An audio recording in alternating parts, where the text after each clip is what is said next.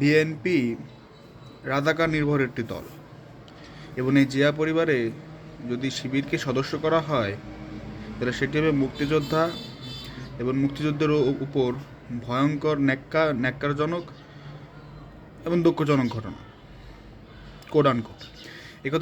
এই কথাটি বলেছিলেন আমাদের দেশের এখনকার সময়ের অত্যন্ত প্রভাবশালী মুক্তিযোদ্ধা বীর বিক্রম কর্নেল অলি।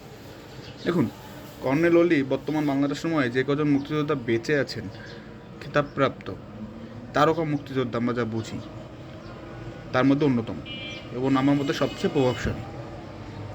আমি এই উক্তিটি কেন দিলাম? কর্নেল অলি গতকালকে আপনার জামাতের যে জোট, অর্থাৎ জামাতের সাথে জোটবদ্ধ হয়েছে, তিনি সহ আরও 8-10টি দল মিলে একটি জোট গঠন করেছে এবং মূলত জামাত এই জোটের হচ্ছে সে নেতৃত্বকারী দল এবং তিনি জোট করেছে ভোটের যে সামনে যে ভোটের সমীকরণ সেটির জন্য। দেখুন, জোট করতেই পারে, এটা রাজনীতির একটি স্বাভাবিক চরিত্র বা গণতান্ত্রিক ধারার একটি স্বাভাবিক চরিত্র। বাট এখানে কথা হচ্ছে কেন, সোশ্যাল মিডিয়া এত গরম কেন, এই বিষয়টি নিয়ে সমালোচনা হচ্ছে কেন? কারণ জামাতের সাথে আপনার 1971 সালের যে ট্যাগ সেটা কিন্তু এখনও লেগে আছে এবং এটা থাকবে। 71 সালে তারা অনেক মানুষ বলেই, বেশিরভাগ মানুষই এটা বিশ্বাস করে যে তারা বিভিন্ন রকমের গণহত্যা বা বাঙালির উপর যে নির্যাতনের সাথে তারা সংশ্লিষ্ট ছিল।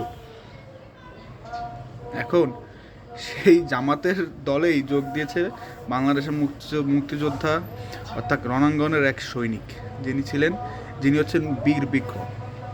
তো এটা অবশ্যই টক অফ দ্য কান্ট্রি। দেখুন, জামাত কিন্তু মাস্টার স্ট্রোক দিয়ে যাচ্ছে। তারা ইতিমধ্যে মোহাম্মদ আখতারুজ্জামান রঞ্জন, যিনি বিএনপি থেকে নির্বাচিত এমপি ছিলেন, বীর মুক্তিযোদ্ধা, তাকে দলে ভিড়িয়েছেন এবং সর্বশেষ কর্নেল অলি বীর বিক্রম তাকে দলে ভিড়িয়েছেন। এর মাধ্যমে 1971 সালের যে একটা জামাতের সঙ্গে যে খারাপ একটি তকমালা লেগে আছে সেটা থেকে তারা কিছুটা হলেও পরিত্রাণ পেতে পারে এবং এটা অবশ্যই বেশ বুদ্ধিদীপ্ত কাজ জামাতের। এবং জামাত এরকম কাজই করে থাকে। জামাত কিন্তু ট্রেডিশনাল পলিটিক্যাল পার্টির মতো না, তারা বেশ আপনার সিস্টেমিক্যালি আগে। এর ফলে জামাত কিন্তু এতটা স্ট্রং পর্যায়ে আছে স্বাধীনতার 54 বছরের পর। এখন এই নিয়ে অনেকে বলছে ঠাট্টা করে যে ভবিষ্যতে কি এনসিপি যদি সার্ভাইভ করে তাহলে আওয়ামী লীগের সাথে কি ভবিষ্যতে এনসিপির জোট হতে পারে? এটা কিন্তু মানুষের মনে প্রশ্ন। অ্যান্ড হতেও পারে, জামাতের সাথে যদি বীর মুক্তিযোদ্ধাদের জোট হতে পারে, সো ওয়াই নট? রাজনীতিতে তো শেষ কথা নাই যে এনসিপি থাকলে বা আওয়ামী লীগ যদি থাকে ভবিষ্যতে দেন তারাও জোট করতে পারে। Jokes side. বাট দেখুন, সব কিছু হতে পারে, রাজনীতির মাঠে সব কিছু হতে পারে এবং একটি গণতান্ত্রিক প্রক্রিয়া আপনি যখন তখন যে কোনো দলে যোগ দিতে পারেন। এটা কিন্তু বড় কোনো নতুন ঘটনা না বা কোনো আশ্চর্যের ঘটনা না। আপনি ভোটের সমীকরণ মেলাতে গেলে যে কোনো কিছু করতে পারেন, সেটা যদি ভালো উপায় করেন, শুদ্ধ উপায় করেন।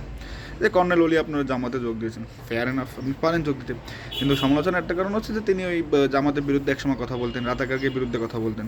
তো এগুলো আপনার ওই যে মন্তব্যগুলো বা যে ভিডিওগুলো সোশ্যাল মিডিয়ায় রয়েছে সেগুলো এখন ফিরে আসছে আবার। আমরা এখন যাই বলতেছি সেটা কিন্তু সোশ্যাল মিডিয়ায় রেকর্ডেড। আমরা যদি সোশ্যাল মিডিয়ায় সেটা ছাড়ি, আর যদি আপনি পাবলিক ফিগার হন তাহলে তো আপনি কথাই নেই, আপনার ভিডিও বা আপনার কথা, আপনার স্টেটমেন্ট সেটা কিন্তু রেকর্ডেড থাকতেছে, আর্কাইভে থাকতেছে সোশ্যাল মিডিয়া।